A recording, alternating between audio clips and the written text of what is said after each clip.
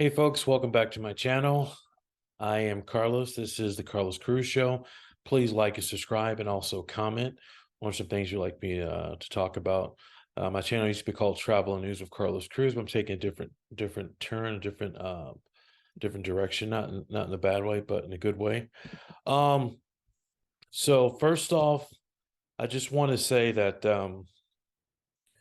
uh, the victims and the shooting that happened in Tennessee is a tragedy. It's horrible. The loss of life is just it's just disturbing. No one should have to lose their child to any type of violence, guns or whatever the case may be. I really feel for those families. And also on another note, I want to give a shout out to the police department that was involved in it. They reacted fast and they saved a lot of lives. So we need to give them credit. They couldn't save all the lives, but they did the best they could. Their response time was a lot faster than the police officers in Uvalde. Um, just some background on the shooter. Um, According to Reuters, the Nashville shooter had an emotional disorder, and she collected quite a few weapons. She bought the guns legally. There was no red flag that she was actually going to do that. Her friend received a text from her. It was kind of disturbing, stating something to the fact of, something bad is going to happen, et cetera, et cetera. And I believe she contacted the suicide hotline. She didn't know she needed to contact the police. I don't know all the details on that. So, the former student of a Christian grade school in Nashville who killed three 9-year-olds, three adults in a shooting spree, was under a doctor's care for an emotional disorder. I don't know what the emotional disorder is, but that's what they're saying, according to Reuters. Had a large collection of guns, the city's police chief said on Tuesday.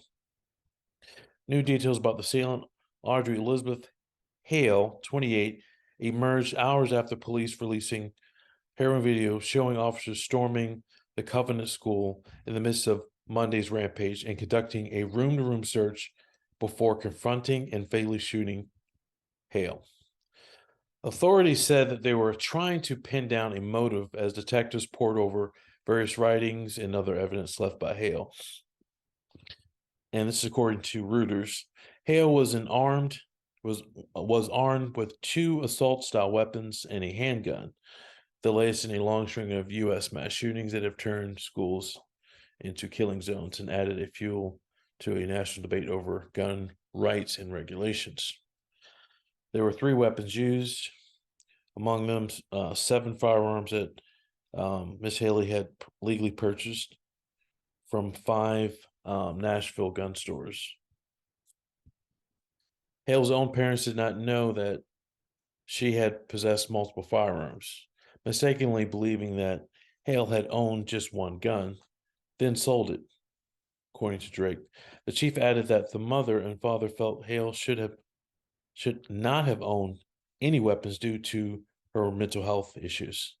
The mother, on seeing Hale leave the house with a red bag Monday morning, had questioned what was in the bag, the chief said.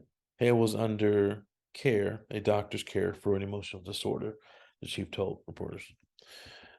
Under Tennessee law, mental illness is not grounds for police to confiscate weapons unless a person is deemed mentally incompetent by a court, justly committed to a mental institution, or placed under conservatorship by reason of mental defect. We can debate the legality of that, but I'm not a lawyer, but please leave that in the comments. It'll be an interesting avenue to explore. Tennessee prohibits selling guns to persons found by court or other legal authority to pose danger to themselves or others, or lack of the capacity to conduct their own affairs due to mental illness. Drake said it appeared that Hale had some sort of weapons training. Hale fired on officers from the school's second floor as they arrived in patrol cars. Wow. She had a manifesto. Hale left behind a map of the school showing entry points as what Drake described as a manifesto, indicating that Hale may have planned to carry out the shootings at other locations. On Monday, Drake said that Hale identified as a transgender person and said investigators believe the suspect harbored some resentment for having to go to the Covenant School as a child. The chief declined to elaborate and did not say what role, if any, Hale's gender identity, educational background, or any other social religious dynamics might have played. Investigators don't have a motive at this time. The shooting came weeks before Tennessee's legislative trusts the state to forefront of the political fervor over LGBTQ rights by voting to ban gender-affirming medical treatments for transgender children and place new restrictions on drag performances. The suspect's LinkedIn page listed recent jobs in graphic design and grocery delivery. Showed Hale preferred male pronouns.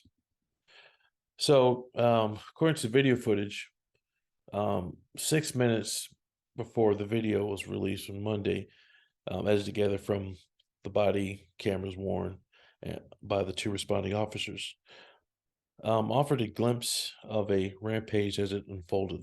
The video opens up with an officer receiving a rifle from his trunk. A staff member tells him schools on lockdown, but 2 children are accounted for.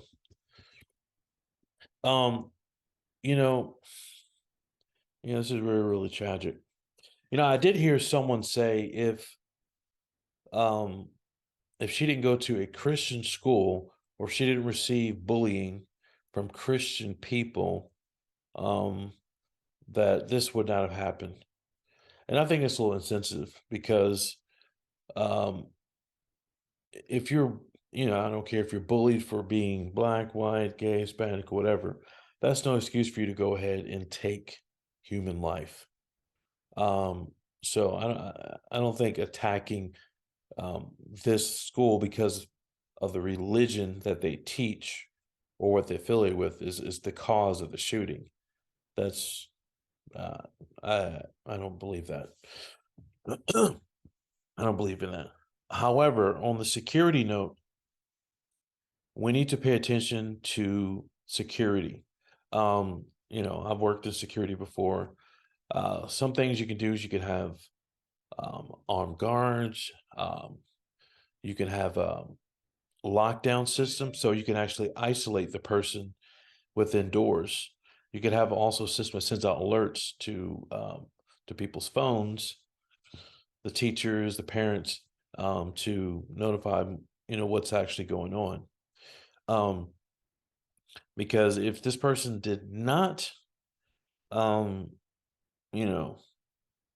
a gun, it could be a knife, it could be, I don't know, a grenade. So having security measures is better than having no security measures. This is the world that we live in today. If we banned, let's say we banned all types of rifles, just all of them, just said, what, we're just gonna ban it because this is better for our safety. We've had multiple bans. However, let's just say we did that. She would have went in with handguns. There are some people who are so smart, they could actually manipulate a magazine or build their own magazine to have a larger capacity to shoot bullets and make that automatic. I've seen that in the news. But the best protection for our kids when it comes to these types of scenarios is to be fully prepared in the school building. We have to pay attention to security now. We can't live in a fairy tale where we think that, nothing's going to happen. And, we have to pay attention to this, and we actually have to, do something about it. We have to pay attention to security. Um, even though every security measure may not be best for all scenarios, but having better security measures better than having none at all. Okay. Um, that's my take on it. Um, it's just, it's really, really sad. It's happened. Please leave your comments and subscribe to my channel, and comment, like my channel. Please, I'd like to hear your opinion. And please, everyone, be safe. Love your neighbor, help people out if you can. Doesn't matter what their political opinion is or whatever. Be kind to people. And have a good evening, and please subscribe to my channel. Bye.